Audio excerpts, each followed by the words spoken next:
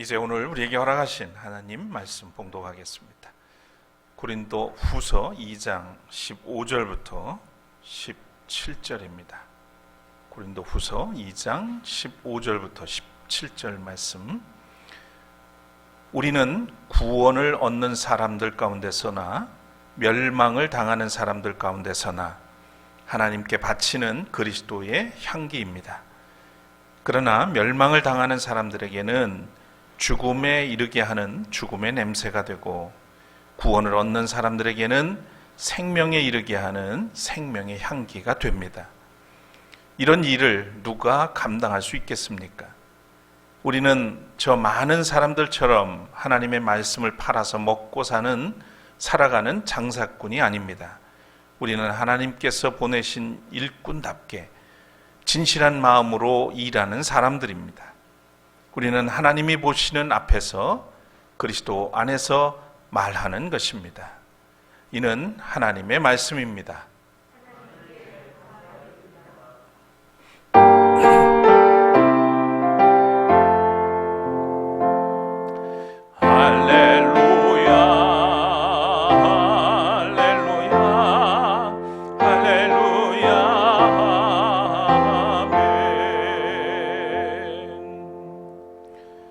자리에 앉으시겠습니다. 설날 아침에 또 이렇게 뵙게 되니까 더 반갑습니다.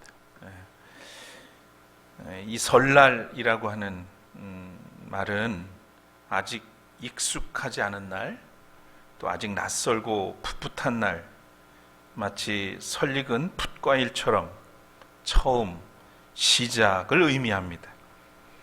우리는 양력과 음력을 함께 사용하다 보니까 적어도 매해 2번의 새해를 맞게 됩니다. 그러니까 새해 인사를 그래서 2번 하게 되죠. 뭐 나쁜 것 같지는 않습니다. 다시 한번 새롭게 마음을 또 다잡고 또 새 출발하는 마음으로 가는 것도 괜찮죠. 자, 올해가 음력으로 계묘년이라고 그럽니다. 검은 토끼의 해죠. 기뻐서 깡총깡총, 또 즐거워서 껑충껑충, 그렇게 뛸 일이 많은 그런 한 해가 되시기를 축복합니다. 오늘은 향기로운 삶이라는 제목으로 말씀을 나누겠습니다. 원래 계획으로는 오늘 10계명 중에 첫 번째 계명을 하려고 했었는데요. 이 명절 아침에 그건 좀 예의가 아닌 것 같았어요. 그래서 오늘 좀 덕담이 담긴 그런 말씀을 전하려고 합니다. 나름 센스도 있는 거죠. 좀 고민을 좀 했어요. 자, 우리 찬양하겠습니다.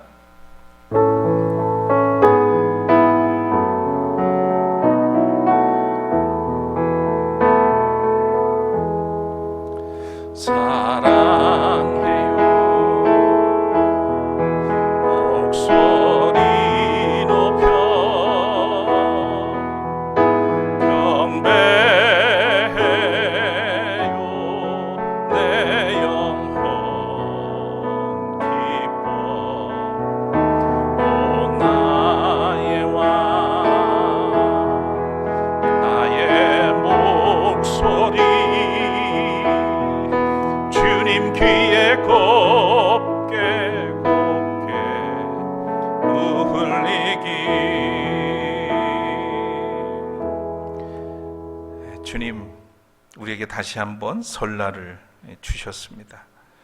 아직은 익지 않은 과일처럼 이제 막 시작하는, 새로운 마음으로 시작하는 우리를 기억해 주시고, 오늘 허락하시는 말씀을 통해서 우리의 삶을 더욱 향기나는 삶으로 만들어가는 주님의 자녀들 삼아 주옵소서.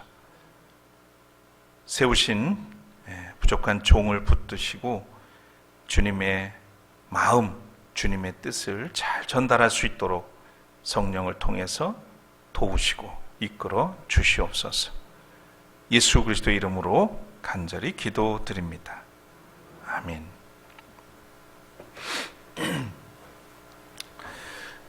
꽃이 있는 곳에는 벌과 나비가 모여들고 향기가 나는 꽃에는 사람도 모여듭니다.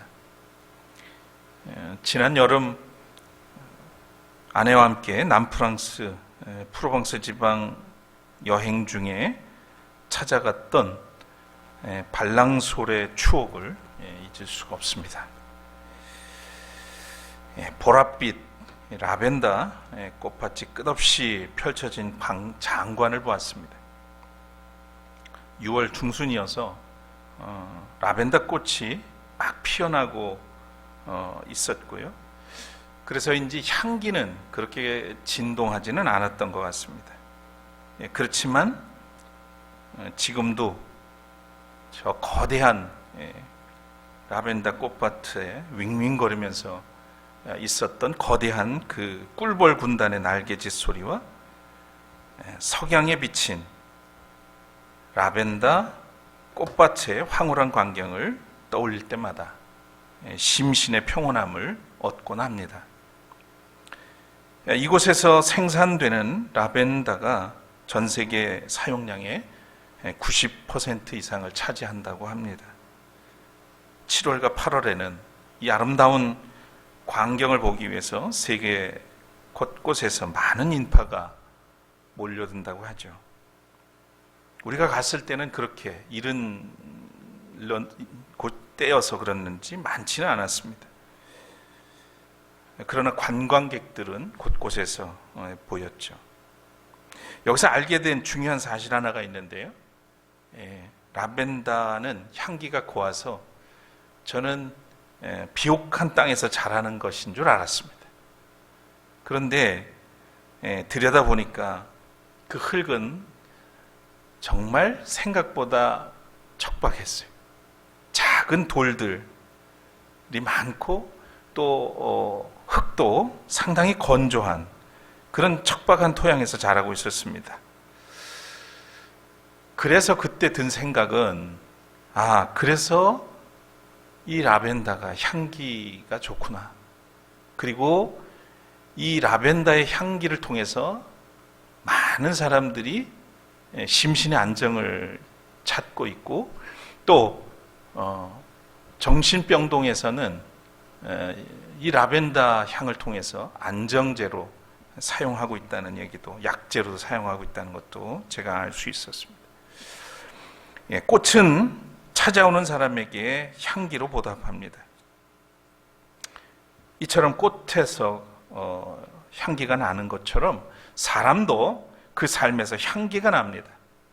옛말에 화양백리, 꽃의 향기는 백리를 가고 주향천리, 저는 믿을 수는 없지만 술의 향기는 천리를 간다고 그래요. 그런데 인향만리, 사람의 향기는 만리를 가고도 남는다고 했습니다. 오늘 본문에 사도 바울은 고린도 교회에 보낸 두 번째 편지에서 자신과 동역자를 가리켜서 우리는 하나님께 바치는 그리스도의 향기라고 했습니다. 한번 같이 읽을까요? 우리는 구원을 얻는 사람들 가운데서나 멸망을 당하는 사람들 가운데서나 하나님께 바치는 그리스도의 향기입니다. 여기 향기에 해당하는 헬라어는 유오디아라고 하는 단어를 씁니다. 유는 좋은 또는 질이 좋은 이것을 의미하고요. 오조라는 말은 냄새가 나다라고 하는 말인데 합성이 돼서 유오디아 이렇게 읽습니다. 향내 또는 방향, 아로마 이런 것이죠. 구약에서는 희생제사를 가리킬 때 사용하는 말로 쓰기도 했습니다. 번제물로 온전하게 연락되는 그런 향기를 의미합니다.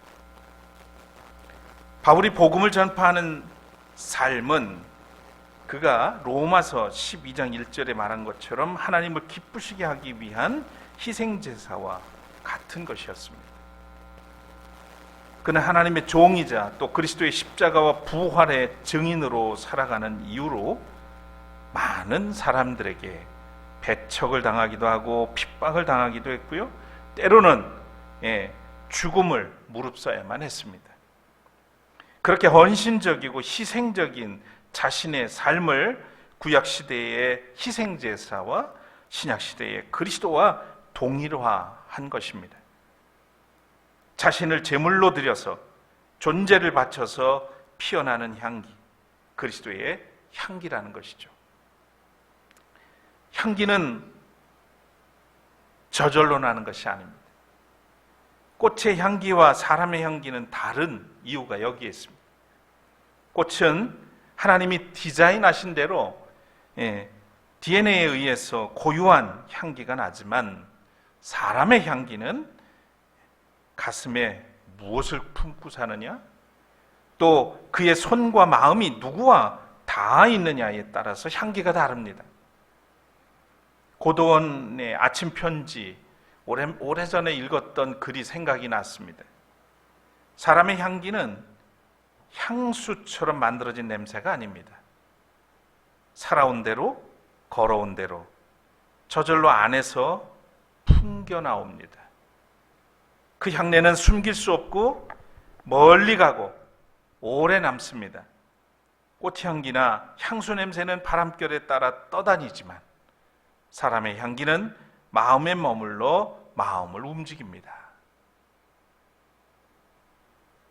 깊이 공감이 되는 말이죠. 일찍이 예수님께서 이렇게 말씀한 적이 있습니다. 같이 읽으실까요? 선한 사람은 그 마음속에 갈무리에 놓은 선 더미에서 선한 것을 내고 악한 사람은 그 마음속에 갈무리에 놓은 악더미에서 악한 것을 낸다. 마음에 가득 찬 것을 입으로 말하는 법이다. 한 나그네가 여행하던 중에 우연히 향기 나는 흙덩이를 발견했습니다. 하도 신기해서 물었답니다. 넌 누구냐? 흙덩이입니다. 그런데 흙덩이 주제에 어떻게 그리 고운 향기를 내는고? 그러자 이렇게 대답합니다. 그건 아마도 내 속에 뿌리 내린 백합화가 아주 오래 살았기 때문일 겁니다. 이해가 되시죠?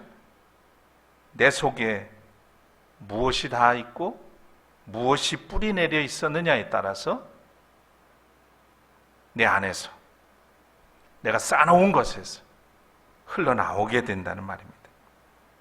사도 바울은 그리스도의 말씀과 마음을 가슴에 품고 그와 동행을 하고 있었기 때문에 그에게 그리스도의 향기가 난다고 고백을 했던 겁니다.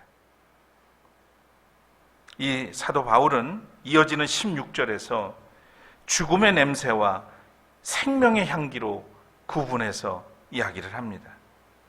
무엇을 이야기하고 싶었던 걸까요? 바울은 그리스도의 향기로 하나님께 바치고 복음을 전파했지만 어떤 사람들에게는 받아들여지고 또 어떤 사람들에게는 거부되었던 겁니다. 그래서 그는 이렇게 편지에 썼던 거죠. 멸망당하는 사람들에게는 죽음에 이르게 하는 죽음의 냄새가 되고 구원을 얻는 사람들에게는 생명에 이르게 하는 생명의 향기가 됩니다.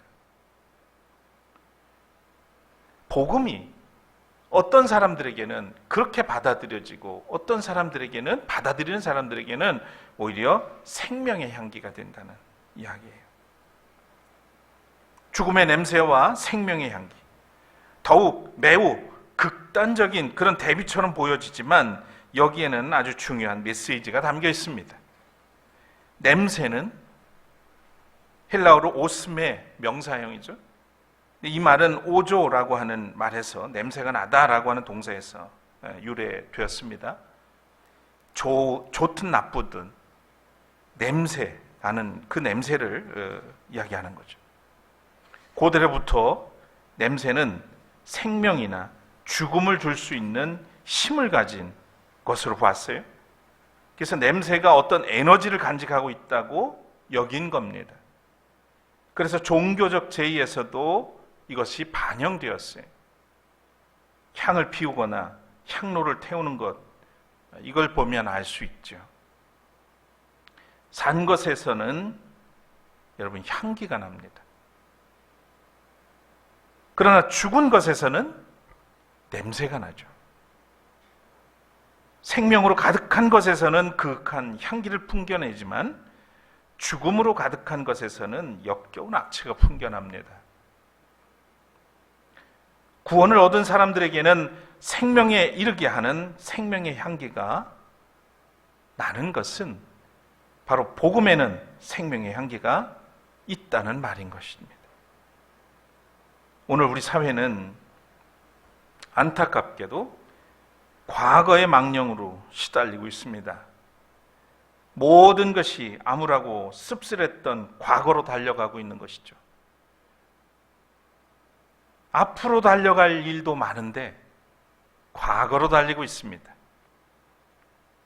검찰 권력이 국가의 주요 기관을 장악하고 예외 없이 과거의 좋은 정책도 뒤집어 엎는 난동을 부리고 있습니다. 언론에는 재갈을 물리고 이젠 현 정부 정책에 비판적인 시민단체들을 탄압하기 시작했습니다. 토건 세력과 재벌을 등에 업고 재벌 언론을 앞세워서 검찰 독재를 향해 행진 중입니다. 근거도 없는 자국의 핵 보유를 운운하는 대통령을 보고 또 최근에 NIS 국가정보원이 민주노총 사무실을 덮치는 광경을 보면서 이제 올 게 왔구나 싶었습니다. 죽음의 냄새가 진동하기 시작합니다. 여러분, 이런 사회에서 지금 우리는 무엇을 생각하고 또 어떤 그리스도인이 되어야 하겠습니까? 지금 하나님은 어떤 사람을 기뻐하시고 또 어떤 사람을 찾으실까요? 우리는 지금 나의 삶에서, 나의 흔적에서 생명의 향기, 그리스도의 향기가 나고 있는가? 이 아침에 생각해 봤으면 좋겠습니다. 만일에 내가 지금 이 자리에서 과거를 향해서 옛날을 돌이키며 그것은 과거는 교훈으로 삼고 살면 되는데 그런 일에 묻혀 있다면 우리에게서 과연 생명의 향기가 날까? 아니면 죽음의 냄새가 날까? 오늘 바울은 우리에게 묻고 있는 겁니다. 오늘 본문의 17절에서 우리는 저 많은 사람들처럼 하나님의 말씀을 팔아서 먹고 사는 장사꾼이 아닙니다. 우리는 하나님께서 보내신 일꾼답게 진실한 마음으로 일하는 사람들입니다. 우리는 하나님이 보시는 앞에서 그리스도 안에서 말하는 겁니다. 이렇게 썼습니다. 여기 세 번의 우리는 이라고 진술을 하고 있죠. 여기서 우리는 사도 바울과 동역자들입니다. 자신들은 하나님의 말씀을 팔아서 먹고 사는 장사꾼이 아니라 하나님의 신실한 일꾼이라고 고백합니다.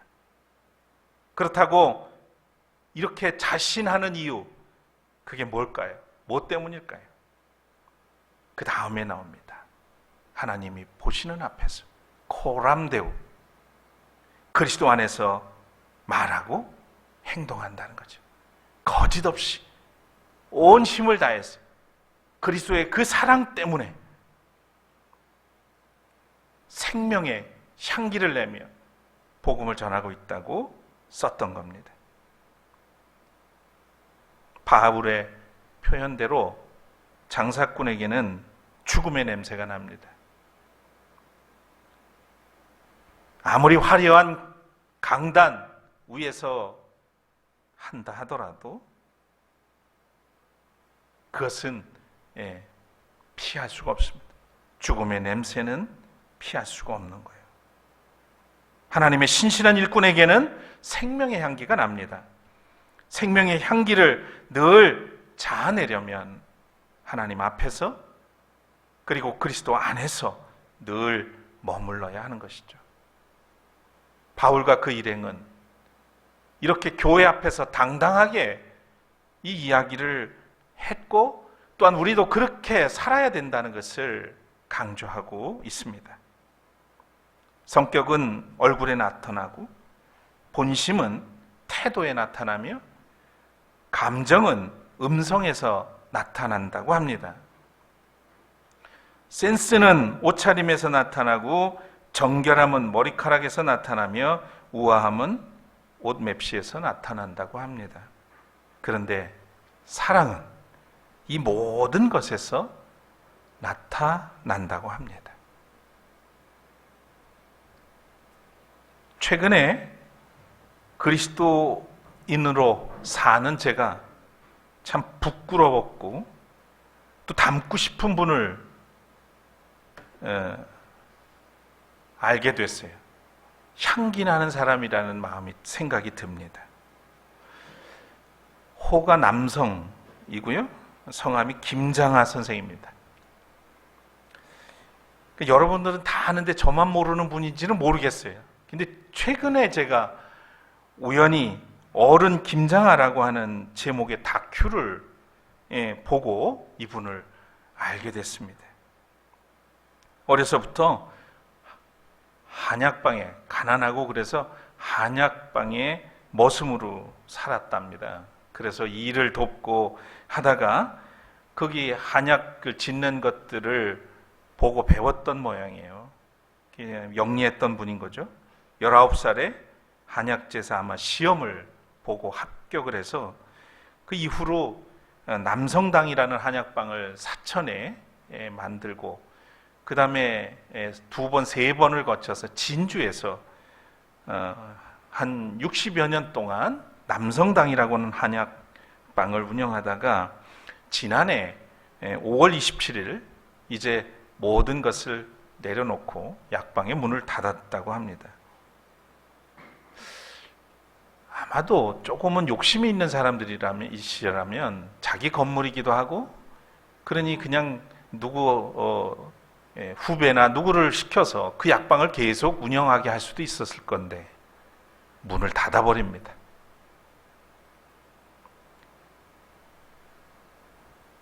그런데 이분이 40대 때에 이 한약방에서 번 돈을 가지고 명신고등학교라고 하는 아주 유명한 학교던데 학교를 세웁니다.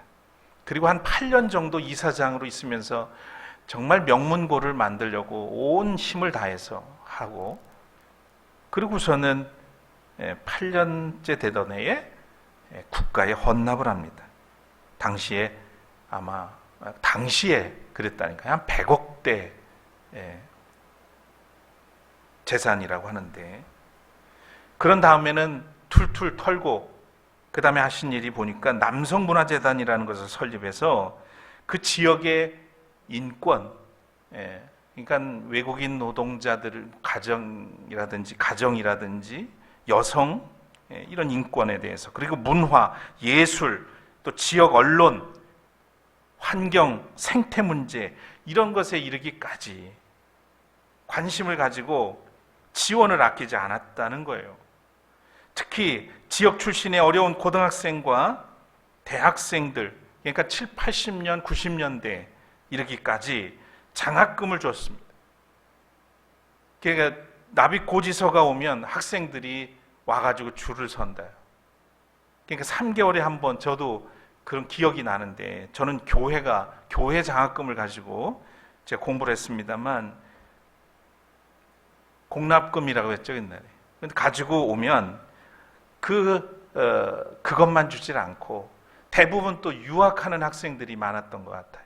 그러니까 생활비까지 주었답니다. 그렇게 공부한 학생들이 지금은 대법관, 일본의 교수, 서울대학 교수, 사회 각계각층에서 사회에 기여하고 있다는 겁니다.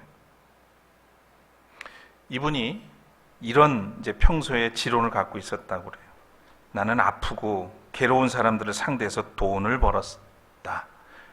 다른 직업을 선택했더라면 그 돈을 가지고 호의호식하고 호화롭게 생활할 수 있었을 것이다. 그러나 그 소중한 돈을 함부로 쓸 수 없어서 차곡차곡 모아 사회에 환원하기 위해서 이 일을 시작했다. 그리고 2008년 10월 경상국립대에서 명예문학박사 학위를 받는 자리에서는 이런 얘기를 합니다. 좀 이게 강단에서 하기엔 좀 그렇긴 하지만, 똥은 모아두면 구린내가 나지만 흩어버리면 거름이 되어 식물이 자라고 꽃을 피게 한다. 돈도 똥과 같다. 돈을 주변에 나누면 사회에 꽃이 핀다. 그러니까 이런 마음, 이런 철학을 갖고 있었기 때문에 그렇게 살 수 있었다는 거예요. 그동안 인터뷰를 일체하지 않았다는 거예요. 아무리 인터뷰를 하려고 해도 이분은 그런데 응하지 않았어요. 자기 자랑을 하고 싶지 않았던 거고, 그게 자기가 빛나는 것을 원치 않았던 거예요. 이 다큐를 만든 김주환 기자가 이제 이분을 어렵게 모시고 다니면서 인터뷰를 했는데, 하면서 그러죠. 한 번씩 궁금하잖아요. 얼마나 기증을 했냐? 누구를 몇 명이나 도왔냐? 이런 질문이 혹시 인터뷰 중에 나오면 입을 꾹 다뭅니다. 아무 일 없었던 것처럼. 한번 기회가 되면 다큐를 한번 보십시오. 자, 이 사람이야, 신이야? 성인 같았어요. 목사인 저보다 훨씬 더 성경적으로 사시는 분을 보았습니다. 그래서 제 생각에, 이분은 하나님께서 교회 밖에 두신 하나님의 사람이 아닌가. 그냥 이렇게 나오진 않지만 내용으로 봤을 때는 크리스찬은 아닌 것 같아요. 그런데 너무나 성경적인 삶을 살고 있는 어른을 보게 된 겁니다. 그래서 그리스도인들을 위해서 보라고 이분을 이 시대에 우리에게 보여주는 게 아닐까?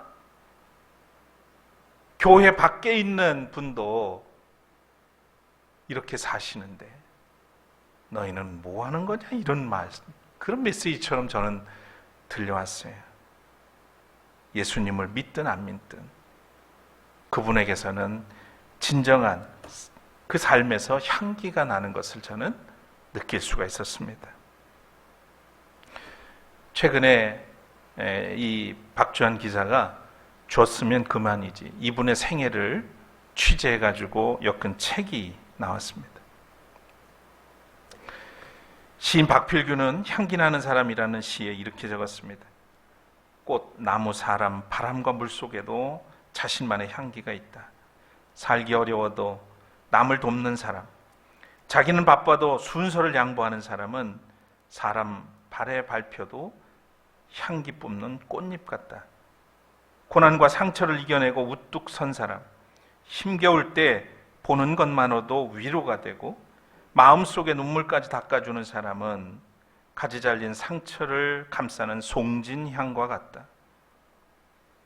나의 허물을 덮어주고 내 부족함을 고운 눈길로 지켜주는 사람, 상대를 배려하고 존중하는 사람은 자기 몸 태워 향 품기는 향불 같다.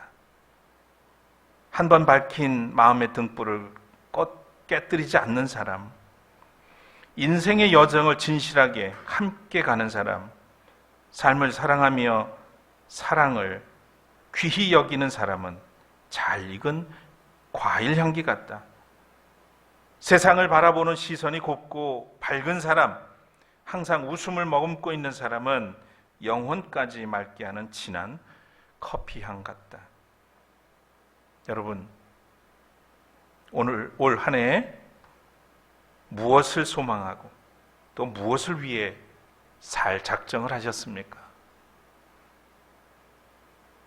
모든 것 위에 사랑을 더하여 그리스도의 향기를 내는 하나님의 신실한 일꾼 되시기를 주의 이름으로 축원합니다.